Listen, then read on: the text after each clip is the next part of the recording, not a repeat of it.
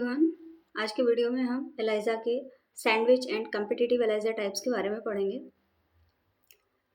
First we will see about the sandwich ELISA. जो last video था हमारा ELISA से रिलेटेड, उसमें हमने इनडायरेक्ट एलाइजा के बारे में पढ़ा था और एलाइजा के बेसिक्स के बारे में जाना था। आज एलाइजा की अनदर इम्पॉर्टेंट टेक्निक है, अनदर इम्पॉर्टेंट पार्ट है सैंडविच एलाइजा। इसके बारे में देखते हैं। यहाँ पे क्या होता है, basically antigens can be detected by sandwich ELISA. इस सैंडविच एलाइजा में एंटीजेंस का डिटेक्शन किया जाता है।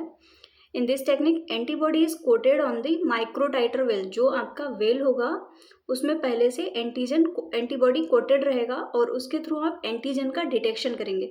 बेसिकली सैंडविच नाम इसलिए दिया गया है कि एक एंटीजन जो होता है वो दो एंटीबॉडीज के बीच में कैप्चर होता है और फिर उसको डिटेक्ट किया जाता है। That's why they are named as sandwich.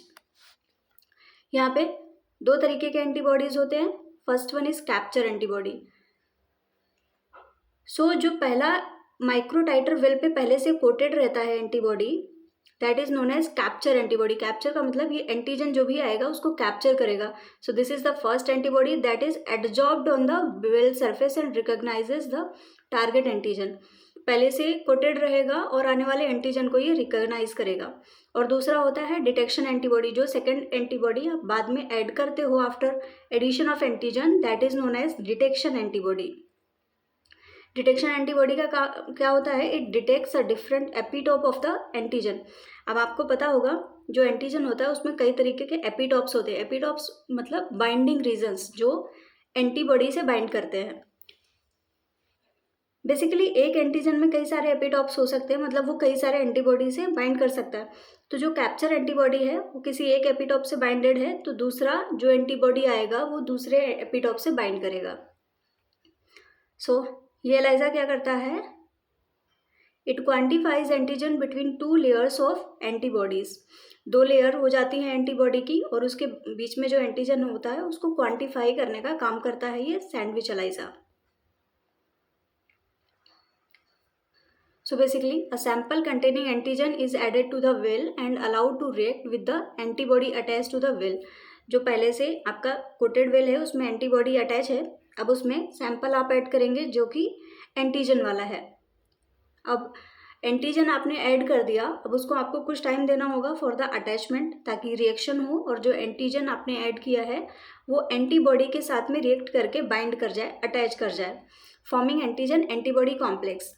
अब यहाँ पे एंटीजन बाइंड कर गया है एंटीबॉडी से, तो यहाँ पे एक कॉम्प्लेक्स बन गया एंटीजन और एंटीबॉडी कॉम्प्लेक्स इसको बोला जाता है।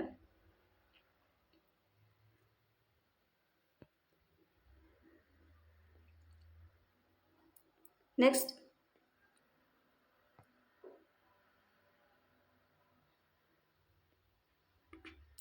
After the well is washed. अब जब भी एंटीजन आप ऐड करते हैं उसके बाद में वॉशिंग स्टेप परफॉर्म करते हैं। मैंने लास्ट वीडियो में बताया था वॉशिंग बहुत इंपॉर्टेंट होता है, क्योंकि अगर कोई भी एडिशनल एंटीबॉडी रहेगा तो वो आपकी जो फाइनल रीडिंग आप लेंगे वो रीडिंग आपको फॉल्स देगा, क्योंकि एडिशनल कोई भी वेवलेंथ का आपको एब्जॉर्बेंस मिलेगा तो वो फॉल्स रीडिंग मिल जाएगी। इसीलिए वॉशिंग का स्टेप बहुत इंपॉर्टेंट है ताकि जो अनअटैच्ड एंटीबॉडीज़ हैं वो निकल जाए।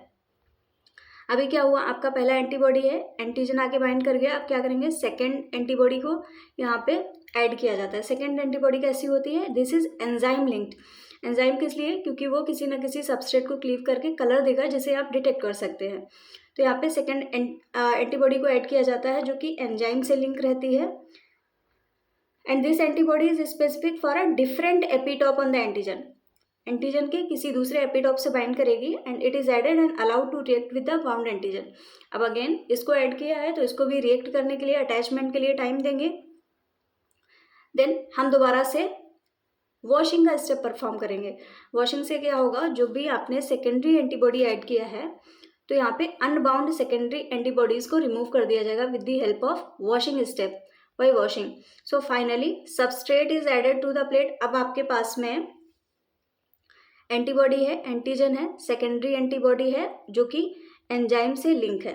अब यहाँ पे क्या करेंगे, आप यहाँ पे सबस्ट्रेट का एडिशन करेंगे। सबस्ट्रेट क्या करता है, which is hydrolysed by the enzyme. अब जो एंजाइम होगा, एंजाइम क्या करता है, इसका काम ही होता है सबस्ट्रेट को क्लीव करना। ये सबस्ट्रेट का क्लीवेज कर देगा, हाइड्रोलाइज कर देगा और यहाँ पे आपको एक कलर्ड प्रोडक्ट मिलेगा। जिस प्रोडक्ट की आप रीडिंग लेंगे फर्दर और एंटीजन का डिटेक्शन करेंगे। यहाँ पे पिक्टोरियल व्यू में दिखाया गया है। सबसे पहले कैप्चर एंटीबॉडी है, ब्लॉकिंग बफर जो कि ऑलरेडी प्रेजेंट रहता है जो अदर सरफेस है उसको ब्लॉक करने के लिए।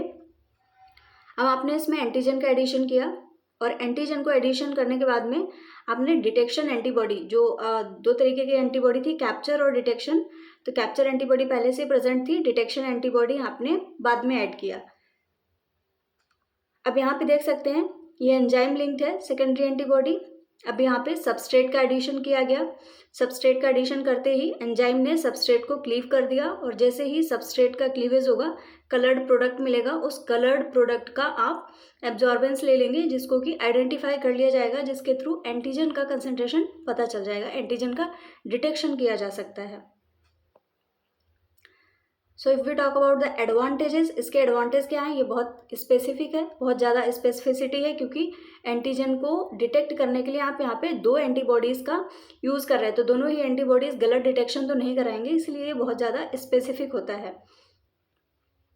This is suitable for complex samples, क्योंकि यहाँ पे दो दो एंटीबॉडीज़ आप यूज़ कर रहे हैं तो कॉम्प्लेक्स सैम्पल्स में भी एंटीजन्स को इजीली आइडेंटिफाई किया जा सकता है।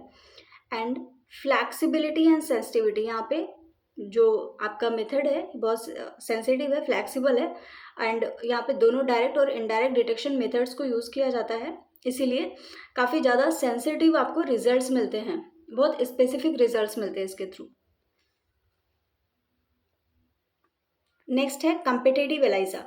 कम्पिटेटिव एलाइजा जैसे कि नेम से इंडिकेशन मिल रहा है, there is something competition between the antigen और एंटीबॉडीज। तो यहाँ पे बेसिकली करते क्या है कम्पिटेटिव एलाइजा में, this is use to measure the concentration of antigen in a sample. किसी भी सैंपल में एंटीजन की कंसंट्रेशन को मेजर करने के लिए कम्पिटेटिव एलाइजा का यूज किया जाता है।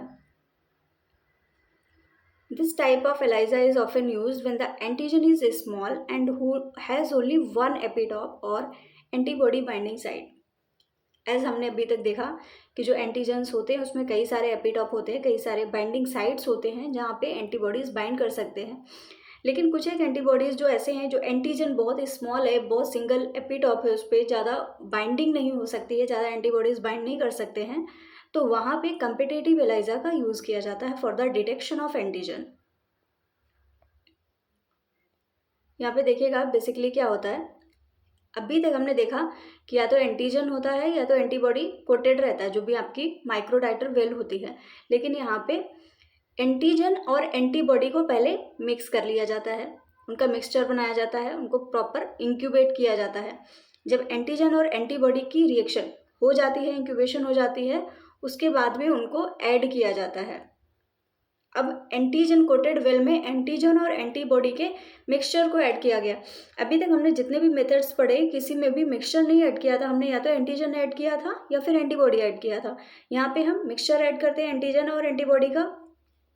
वॉशिंग का स्टेप परफॉर्म करेंगे again to remove unbound antigen और एंटीबॉडीज, और उसके बाद में क्या करते हैं सेकेंडरी एंटीबॉडी का एडिशन। सेकेंडरी एंटीबॉडी कैसा होता है, यहाँ पे एंजाइम अटैच रहता है। हम अगेन सेकेंडरी एंटीबॉडी के एडिशन के बाद भी वॉशिंग करेंगे एंड वॉशिंग के बाद में क्या होगा सबस्ट्रेट का एडिशन होगा, और ये एंजाइम जो है सबस्ट्रेट को क्लीव कर देगा और कोई ना कोई कलर्ड प्रोडक्ट आपको मिल जाएगा जिसको कि आप मेजर कर पाएंगे। सो बेसिकली जो हमने डिस्कस किया वो यहाँ पे पॉइंट्स वाइज लिखा हुआ है।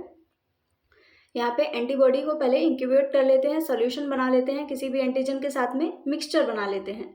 ये एलाइजा क्या करता है, ये एंटीजन का क्वांटिफिकेशन करता है between two layers of antibodies. अब यहाँ पे क्या हुआ, पहले एंटीजन एंटीबॉडी का मिक्सचर लिया जिसको कि माइक्रोटाइटर वेल में आपने ऐड किया, जो कि पहले से एंटीजन कोटेड रहता है, जैसा कि अभी हमने इमेज में देखा है।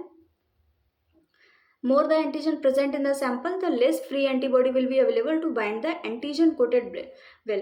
अभी देखिएगा आपको पता है पहले से एंटीजन यहाँ पे कोटेड है, तो जितने ज़्यादा एंटीजन प्रेजेंट होंगे सैंपल में उतने ही कम एंटीबॉडीज़ बचेंगे जो कि फ्री ये एंटीजन है इससे बाइंड कर सके। सो वॉशिंग करेंगे, जो भी अनबाउंड एंटीबॉडीज़ हैं वो निकल जाएंगे, एंजाइम कॉन्जुगेटेड सेकेंडरी एंटीबॉडी को ऐड कर दिया जाएगा। ये कैसे होंगे, they are very specific for isotype of primary antibody, जो प्राइमरी एंटीबॉडी है, प्राइमरी एंटीबॉडी से अटैच होने के लिए ये स्पेसिफिक आइसोटाइप वाले सेकेंडरी एंटीबॉडी को यहाँ पे ऐड किया जाएगा to determine the amount of primary antibody bound to the well। अब यहाँ पे क्या किया कि जो वेल है, वेल से कितने एंटीबॉडीज बाउंड किए हैं, क्योंकि ऑलरेडी आपने एंटीजन और एंटीबॉडी का मिक्सचर बनाया हुआ था, तो फ्री एंटीबॉडीज तो बहुत कम ही रहे होंगे, तो वो यहाँ पे जितने भी बाइंड किए होंगे हम उनको यहाँ पे क्वान्टिफाई कर सकते हैं, उनका अमाउंट डिटरमाइन कर पाते हैं।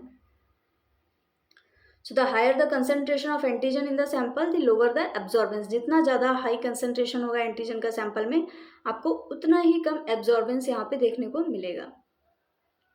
So thank you everyone for watching this video।